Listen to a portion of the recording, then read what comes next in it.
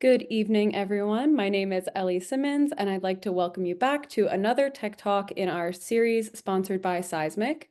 Today, we have the pleasure of welcoming Jason Stumer to give us a brief talk about load balancers.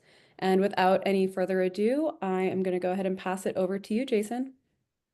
Great. Thanks for the introduction, Ellie. My name is Jason Stumer, and today we're going to be exploring load balancers and how they're used in modern applications. Before we dive in, I'd like to start by thanking Seismic for sponsoring this tech talk. Load balancing is more than just traffic distribution. It's a fundamental pillar of modern computing that keeps the internet running efficiently. So, what are load balancers?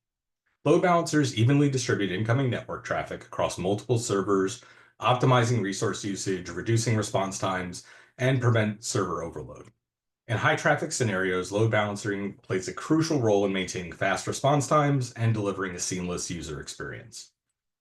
They also add a redundancy layer, minimizing the risk of single points of failure and improving overall system reliability. Before diving into further understanding how a load balancer works, let's explore some of the problems that can occur without a load balancer in place. There are three main problems with the model that's diagrammed on this page. The first is overloaded servers. Each server has a limit on how many requests it can process. So as the business expands and traffic increases, a server may eventually reach its capacity, leading to overload. There's also limited scalability as an issue here. Without a load balancer, simply adding more servers won't effectively redistribute traffic. Requests may still be directed to a single server unless additional configuration changes are implemented. There's also a single point of failure here. If a heavily loaded server crashes, the entire application becomes inaccessible, causing downtime. For e-commerce platforms, this results in lost revenue and a poor user experience, which service providers aim to avoid. So what does load balancing look like? You have a series of clients or users that are generating requests to a website or application. The load balancer acts like a middleman, sitting between the clients and the server pool, receiving the incoming requests. The load balancer distributes the traffic, deciding which server should handle each incoming request via several different methods and mechanisms, which we'll dive into shortly. Once the server processes the request, the response is sent back to the load balancer, which then relays it back to the client that made the original request. This seems much better. So we'll dive into a few different types of load balancing off the bat. The first is application load balancing, and then we'll proceed through network, global, and DNS load balancing. The types we have listed on this page are all correspond to different layers of the OSI model, which is the Open Systems Interconnection model. That defines how applications communicate over a network. Each type is designed for specific use cases. Higher layers, like layer 7, offer more advanced application-aware routing, while lower layers, like 3 and 4, focus on speed and efficient traffic distribution. Selecting the right load balancer, or a combination thereof, depends on your network architecture and your application complexity. The correct load balancer will help ensure optimal performance, scalability, and reliability. So first, we'll talk about application load balancing. ALBs optimize traffic distribution by directing different types of requests to appropriate servers based on their function. For instance, in an e-commerce application, browsing requests are routed to servers optimized for delivering images and videos, while shopping cart interactions are directed to servers designed to maintain persistent client connections and to store cart data. ALBs enhance efficiency by ensuring faster response times, balanced workloads, and better utilization of server resources. A practical example would be Amazon Elastic Load Balancer, which routes traffic to URL paths, enabling microservice-based architecture to successfully be implemented. So for example, your checkout endpoint would route to your checkout microservice. Next, we'll touch on network load balancing. NLBs are essential for real-time applications like massively multiplayer online games such as Fortnite or Call of Duty, which must potentially manage millions of concurrent players worldwide. They distribute TCP and UDP traffic across multiple game servers using predefined algorithms, ensuring low latency and high throughput. Designed for fast, efficient traffic handling, NLBs help minimize lag, prevent server overload, and maintain smooth gameplay experiences. Google Cloud Load Balancing is an excellent example of an NLB optimized for distributing TCP and UDP traffic in real-time applications like multiplayer gaming. The next type we'll touch on is global load balancing. Global load balancing is crucial for platforms like Netflix, which must run efficiently and deliver content to users across multiple regions, including USA, Europe, and Asia, for example. directs users to the nearest or least congested data center, optimizing latency, reducing congestion, and ensuring high availability. This is typically achieved using GeoDNS and intelligent traffic routing, dynamically balancing loads across geographically distributed servers. An example of this would be Cloudflare Global Load Balancing, which efficiently routes users to the closest regional data center to enhance performance and reliability. The last type we'll touch on here is DNS load balancing. So when a user enters www.google.com into their browser, their request must be routed to one of Google's many global data centers. DNS load balancing ensures that traffic is distributed across multiple IP addresses based on factors such as geolocation, server health, and network latency. If a data center becomes unavailable, the DNS load balancer dynamically updates records to redirect traffic to a healthy server, ensuring high availability and failover protection. This method is essential for global traffic distribution, minimizing downtime and optimizing response times for worldwide users. Google's public DNS load balancing is a prime example, intelligently resolving domain names to the most suitable IP address for efficient global service delivery. Load balancing can be further broken down into hardware-based and software-based solutions. First, touching on hardware-based solutions, these are dedicated devices that are specialized and designed solely to manage network traffic. Some key characteristics are that they are specialized hardware. They're purpose-built for efficient load balancing and high-performance traffic management. They have high throughput and are designed to process large volumes of network requests with minimal delay. They've built-in security features like firewalls and SSL offloading for enhanced protection, and they're very easy to deploy. They're dedicated devices, so they require minimal configuration and are generally very easy to set up. The benefits are that they're extremely fast because they have dedicated processors that allow for rapid traffic distribution, and because of the low latency, high throughput, and strong security features, they're ideally suited for high traffic enterprise environments. One potential drawback is these devices are very expensive, so upfront cost is heavy, and then expanding capacity also requires purchasing additional units, which also makes scaling costly. A few examples would be the F5 Big IP, the Citrix NetScaler, and the A10 Thunder ADC. Now we'll touch on software-based solutions. These are applications or components that operate on general-purpose servers. A few key characteristics are that they're more cost-effective since they utilize existing hardware. They are scalable as well, horizontally by adding more virtual instances as needed. They're highly flexible in terms of their configuration. They can meet specific performance and traffic management requirements. They're also very easy to integrate, especially in cloud environments, making them well-suited for modern infrastructures. Some of these benefits are that they're highly scalable, they're more affordable, they're great for CI/CD pipeline compatibility and streamlined deployment. A couple of potential drawbacks are software overhead may introduce latency compared to some dedicated hardware solutions. They can pose an increased risk in terms of DDoS attacks and cyber attacks if they're improperly configured. And performance may vary because efficiency depends on the capabilities of the underlying network hardware and the network conditions. A few examples of software-based solutions would be Nginx, which is an open source web server software, HAProxy, which is a free open source software that manages traffic for HTTP and TCP applications, Traefik, which is an open source application proxy and load balancer that helps you develop and deploy microservices, and AWS Elastic Load Balancer, which is a fully managed service through AWS. So, how do load balancers achieve their functionality? They don't just distribute traffic randomly. They rely on specific algorithms to determine where to send incoming requests. These algorithms fall into two main categories: static and dynamic.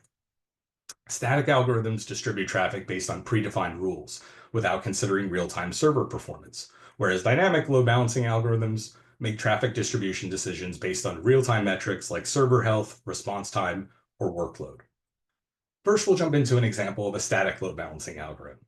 This is one of the most basic examples. It's called the round-robin algorithm. It's a straightforward static load balancing technique that distributes incoming requests sequentially across a group of servers in a circular fashion. Each request is assigned to the next server in line, repeating the cycle once all servers have been used.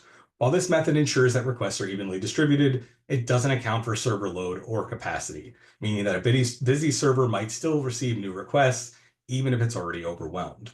The JavaScript implementation that I've got in the slide showcases how the round-robin algorithm might operate. So you've got a constructor function, which basically stores a list of servers and keeps track of the next server to assign the request. You've got your request handling, which is your getNextServer function.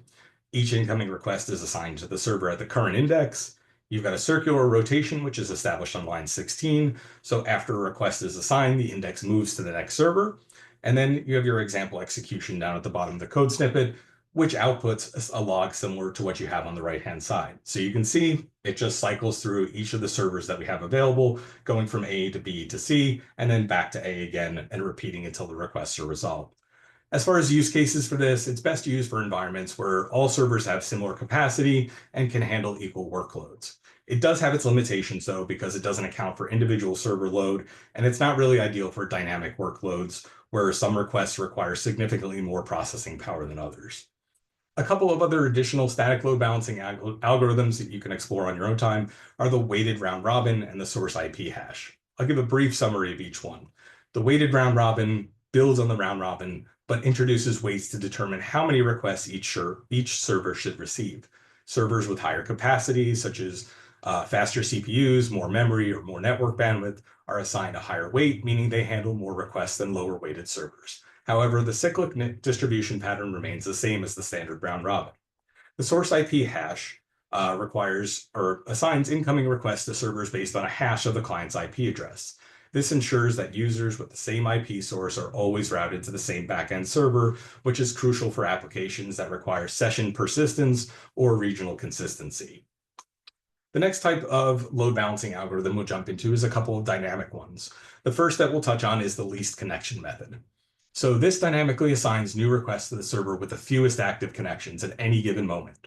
Instead of distributing requests blindly, this algorithm considers real-time server load to prevent congestion and improve efficiency.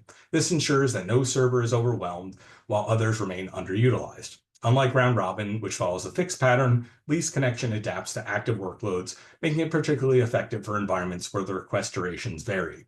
The JavaScript implementation in the slide showcases how the least connection load balancer might operate. So similarly to before, we have a constructor function, which this time, instead of just storing a server list, it also tracks the number of active connections. And handling the requests, this also finds the server with the least number of active connections using the reduce method, and then signs the newest request to that server and increments its active connection account or count. It releases connections as well and tracks that, and it simulates that request completion in this particular example by decreasing the active connection count when a request is finished. So in the example execution, you can see I'm using a math.random function to simulate the end of requests just based on a random order. So you can see in the output, the requests are being handled in a completely different order from the round robin. You're getting 2 in a row routed to server A, then followed by B, then C, then back to A, then to B, then C, then A, and A again. So this efficiently handles requests in a more dynamic way, and it's ideal for applications with variable request durations, such as video streaming or large file uploads, where some connections remain active much longer than others. A couple other additional dynamic load balancing algorithms are the least response time and the resource-based. So the least response time algorithm prioritizes fast request handling by routing traffic to the server with the quickest response time. Instead of distributing requests randomly, this approach monitors and analyzes server response speeds in real time, ensuring low latency processing for users. It continually measures how long servers take to respond, adapting its routing logic to direct traffic to the fastest and least overloaded machine. The resource-based load balancing method allocates traffic based on real-time resource usage, such as CPU load, memory consumption, or network bandwidth. Instead of relying on static weights or past data, this algorithm dynamically evaluates server capacity before assigning new requests. It ensures efficient resource utilization by preventing requests from being sent to overloaded servers while maximizing available system resources. Load balancing is such an interesting facet of modern internet technology because it's everywhere. Every time you stream a video online, you make a purchase, you play a multiplayer game, load balancing is happening in the background. Global giants like Google, Netflix, and Amazon rely on sophisticated load balancing techniques to serve millions of users without any downtime. It strikes a balance between simplicity and complexity. It starts with simple strategies like round robin, but advanced methods involve AI-driven traffic management and real-time health monitoring. It's a field where both fundamental and cutting-edge techniques coexist, making it accessible for beginners while challenging for experts. It also solves real-world problems by preventing server overload, reducing latency, and ensuring system reliability, which directly impacts user experience. Whether it's handling Friday traffic surges for an e-commerce site or managing real-time video streams for a live concert, load balancing plays a critical role. It also blends software, networking, and cloud computing, so it connects multiple disciplines. It adapts to emerging technologies. With AI and ML, predictive load balancing is becoming much more common, automatically adjusting traffic based on usage patterns. It's also a high-stakes game because a poorly designed load balancing strategy can crash a website, slow down a service, or cause revenue loss. In contrast, a well-optimized system ensures seamless scalability, high availability, and lightning-fast performance. You can see my works cited attached if you'd like to dive into this some more. Unfortunately, I ran a bit over this evening, so we're not going to have time for questions. However, you can feel free to reach out to me via email or LinkedIn if you'd like to explore this topic further. I'd like to thank Seismic again for sponsoring this Tech Talk, and I'll toss it back to you, Ellie.